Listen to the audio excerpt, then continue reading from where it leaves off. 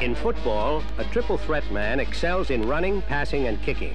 He's a triple threat to the opposition. For 1971, Plymouth Satellite presents a somewhat similar threat to competition with its all-new individually styled cars. There's a new sporty two-door hardtop series on a 115-inch wheelbase, a sleek family-size four-door sedan series on a 117-inch wheelbase, plus a roomy new station wagon series, also on a 117-inch wheelbase. This marketing approach satisfies three different types of buyers without compromising styling or design. Hardtops have a low performance look. Sedans are designed for family roominess. Wagons are sized to haul more cargo than competition. With Ford's Torino, one body style is used for both hardtops and sedans. It's a compromise design. Hardtop buyers suffer with sedan-type styling. Sedan buyers suffer with hardtop roominess. Both have a 117-inch wheelbase. Torino also offers a station wagon, but it's built on a smaller 114-inch wheelbase, 3 inches shorter than Satellite's. That's a step in the wrong direction for wagons. For 1971, Ford has discontinued the Falcon and Fairlane names. Torino is now the low line and Torino 500 the high line. The Torino 500 series lines up with Satellite Sebring and Satellite Custom models. Look at the difference in front styling between the Sebring and Torino 500 two-door hardtops. Sebring, all new. Torino, carryover styling. Sebring's loop bumper gives the front a performance look, like the scoop for a jet engine, and the rugged bumper protects all around. Torino 500's bumper protects below the grille only. Fenders are unprotected above. Sebring has big performance contours over the front and rear wheels, sculpturing that transmits a look of power and motion. Torino 500's carryover styling has only gradual body contours, looks rather tame by comparison. Sebring's rear bumper is twice as deep as Torino's, gives more protection, and Sebring's tail lights are mounted within the bumper. Torino's tail lights are more vulnerable above. Hit the brakes in Sebring and 8 lights illuminate the rear. In Torino, only 6 light up. 2 are reflectors. Satellite's triple side marker lights and reflectors are much more visible and provide distinctive side identification. Torino has single units. Torino's fender end caps have seams that detract from the car's appearance. Sebring's smooth new styling eliminates these end caps. Satellite's recessed door handles lift to open and have a smooth styling appearance. They also contribute to safety by not projecting out from the car. To lock Sebring's door, you merely depress the inside door push button and close the door. A warning buzzer reminds you to remove the ignition key first. To lock Torino's door, you have to depress the inside button, then push and hold the outside button while closing the door. Sebring's sporty armrests are molded into the door trim panels, a smoothly contoured design. Torino's design is more like you'd expect on a sedan than a hardtop. Look at the rich wood-grain trim on Sebring's instrument panel, and how plain the Torino 500 panel looks by comparison. Sebring's cluster design is superior because it groups all instruments and controls within the cluster. On Torino, headlight and wiper controls and the radio are spread out beneath the cluster, and there's no alternator gauge.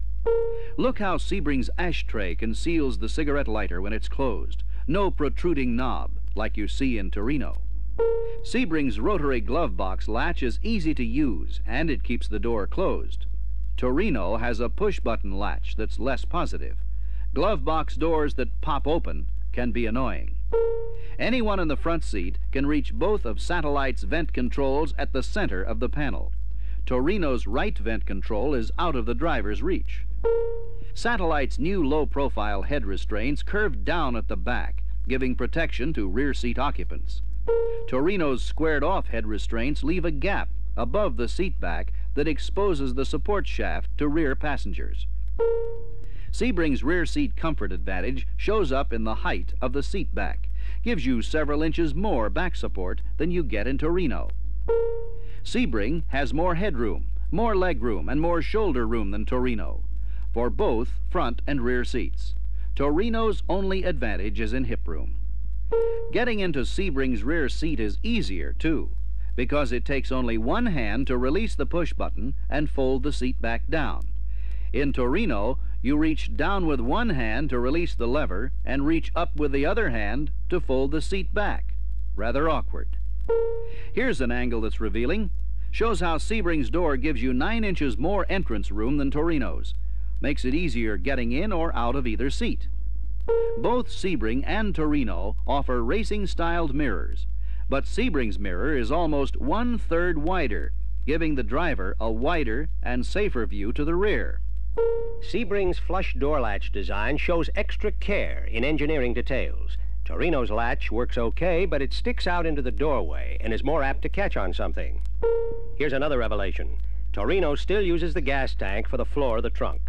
This carryover from Falcon has been much criticized by consumer magazines for being unsafe. Satellite's electronic voltage regulator is an engineering advance that's standard on every model. There are no moving parts to fail. It eliminates 95% of the problems encountered with mechanical regulators like Torino uses.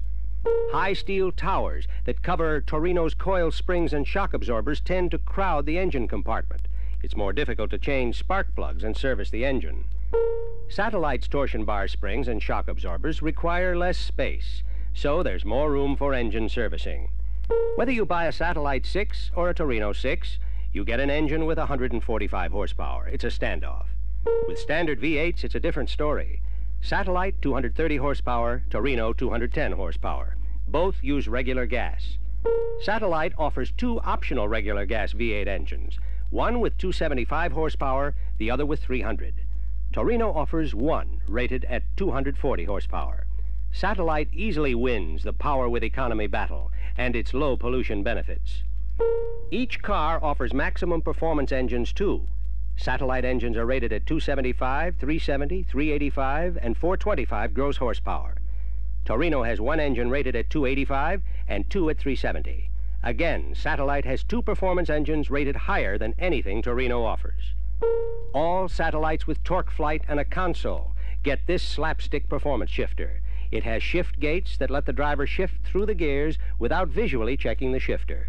Torino Select-O-Matic has no shift gates, so you've got to watch what you're doing.